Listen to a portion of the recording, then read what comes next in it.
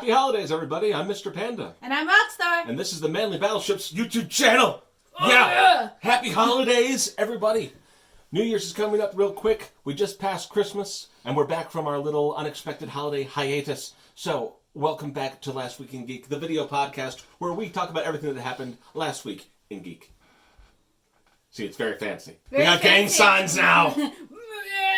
Like this. Gang signs. Like this, right? Like this, yes. Okay, yes, there we go. That's how you know this isn't for kids, because we got gang signs. Quick reminder, in a week and a half, we'll be down in North Carolina for IchibanCon in Concord, North Carolina. It's going to be super exciting. Post-holiday convention, winter, cold, but a lot of fun.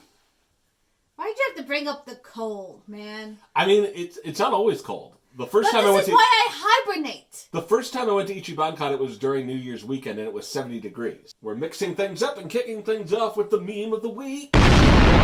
See, the Japanese trailer of Sonic the Hedgehog dropped, and the internet was on fire with Baby Sonic. Woo. 2019 had this thing about babies. We had Baby Scooby-Doo, we had Baby SpongeBob, then Baby Yoda, and now we have Baby Sonic. Of course, I think we all know who started this trend. South Park, PC Babies! PC Babies! Da, da, da. I don't know the rest of the words, I just know that it's based off the Muppet Baby song. I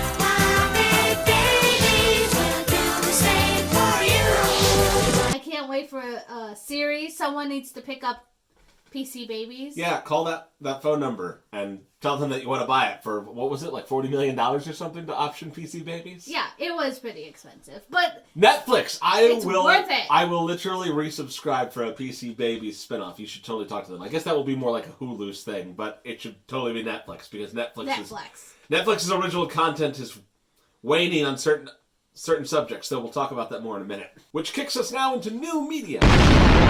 We don't have a lot of trailers to talk about. In fact, we have no trailers to talk about. But we do have two announcements about the continuation of things that we do like. The first of which is Deadpool 3 is now happening, and it's going to be under the unified Disney MCU production.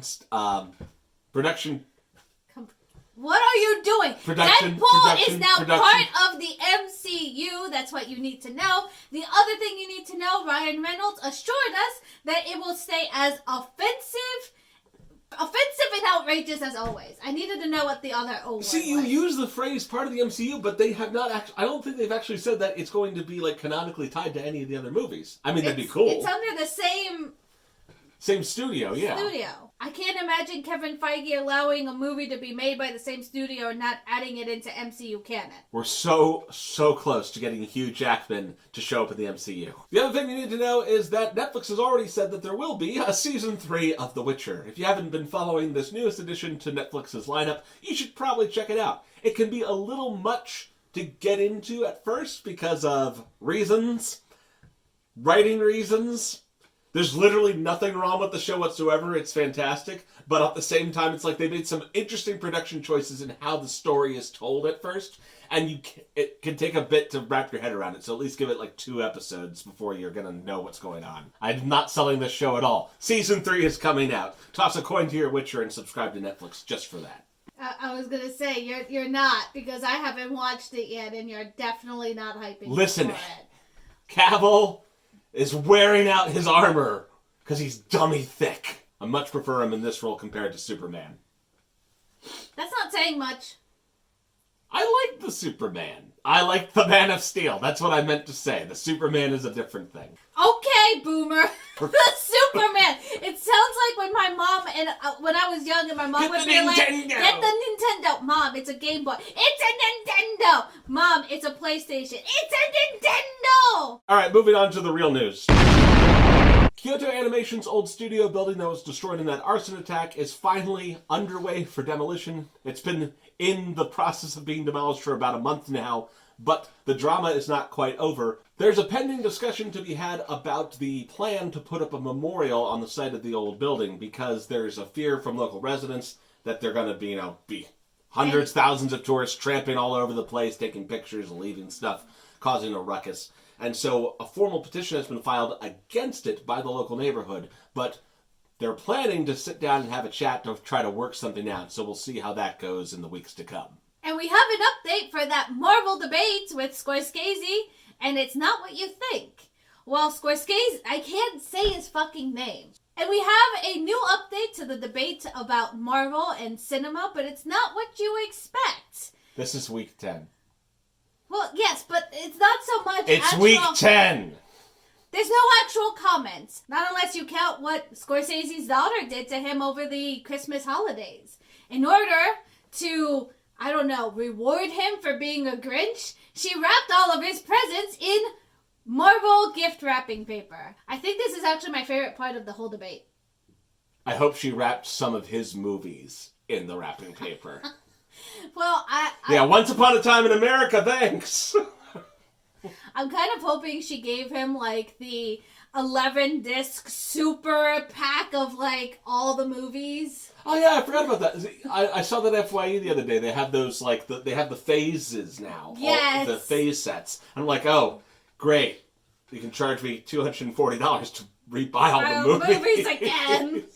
Rise of Skywalker has divided fans and critics severely. Up and down both lanes. Almost an even split, actually, on the critical consensus on Rotten Tomatoes now. Well, what I think is funny is our group watched it, and there's a serious line of divide of who likes it within our own group. I know I loved it, and I think you hate it. I didn't say I hated the movie. You act like you hate the movie. That is literally not what I said. Literally not what he said, but that is how he was acting. No, I said it was adequately dissatisfying. The movie was exactly what I expected. Alright, fine. You can talk about the reviews all you want, whether you love it or hate it, but how has it been doing in the box office, you wonder? We have the answers. 300 million in domestically. I don't know what I was going to say there. This is the shape of the United States. 300 million domestically and 600 million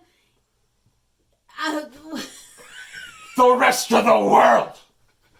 There be dragons! I swear I'm not drunk or on integrity. Today, this last week in Geek, done without integrity. In sum total, it's approaching the $1 billion mark for global release.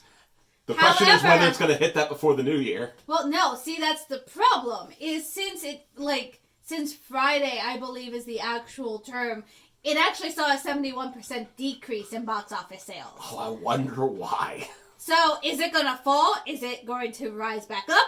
The rise of Skywalker. The rise of Skywalker in the box office. Who knows? Will it make it? Will it not? I can only say is that the worst movie currently in theaters is Cats. Say what you want, Rockstar. In 10 years, there will be more fans of Cats the movie than of Rise of Skywalker. I think you smoke something. Prophecy is here. That. Cite it. In 10 years, you can go ahead and cite this video. Or cite it when he, finally realizes he's wrong. Well, then no one would bother citing the video, Rockstar. No, we will all come back and go, see, Panda, you were wrong. We're going to have like a separate entire discussion video about how interesting the movie is, by the way. It's fascinating. Your favorite thing. Nothing can defend Rebel Wilson taking off her clothing twice. How does cat skin work? We'll have a discussion about that later. We have breaking news from the happiest place on earth. Breaking news.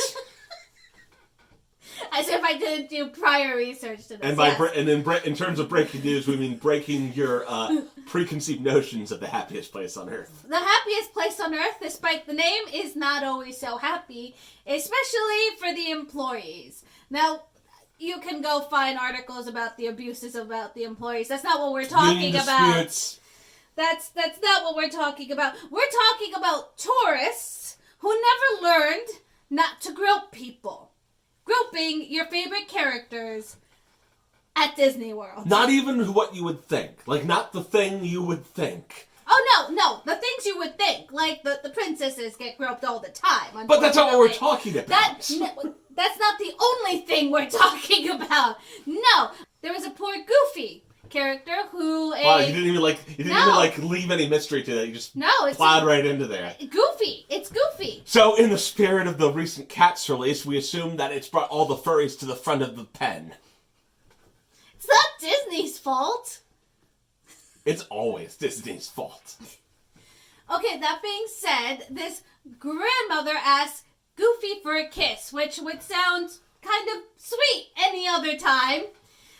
Except this grandmother took the kiss as consent to consider groping Goofy up and down, chest, arms, everywhere. And when Goofy tried to back up and say stop, she bum rushed him and found out it was actually a girl underneath the suit because she pushed her hands in the suit and groped her chest.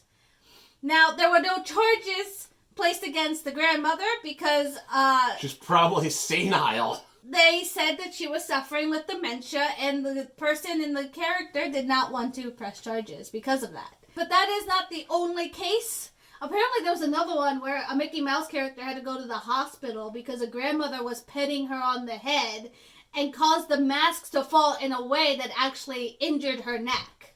Mm. So... Well, those things do look a little heavy. They do look very heavy. But, you know, guys, when it comes to touching people, use the golden rule. Don't do anything... Wait. Maybe not. Wait! Don't use the golden rule. Just use this rule. Don't touch someone without consent. And if I get consent to hold Panda's hand, don't take that as consent to grab his nipple. It's just as simple as that. It's the manly Battleships way. Fuck the golden rule. It's the manly Battleships way. They ain't gonna sink this battleship, no way. Only grope with consent. If you're gonna touch an area, ask for consent and only touch that area. You haven't been given consent for anything else. Always grapple with consento. From the Grapple Man coming out 2021 or something. I don't know. I'm making shit up now. That wraps it up for this week, ladies and gentlemen, here at Last Week in Geek from Manly Battleships. Feel free to subscribe and comment below about your own favorite stories. Hey, tell you what, why don't you drop a little comment about what you're expecting in the new year from conventions, from your failed resolutions, from your holiday weight gain. It's an exciting time! So why don't you subscribe so you can follow our own descent into madness? Do you need a hug? No, Manly Battleships represent! We'll see you next year! See you next year. Send hugs in the chat for Panda.